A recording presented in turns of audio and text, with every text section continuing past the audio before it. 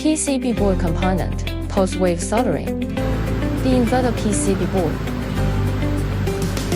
A pass-through the wave soldering process. It is the inverter circuit board with the complete component insertion through automated equipment. The welding surface.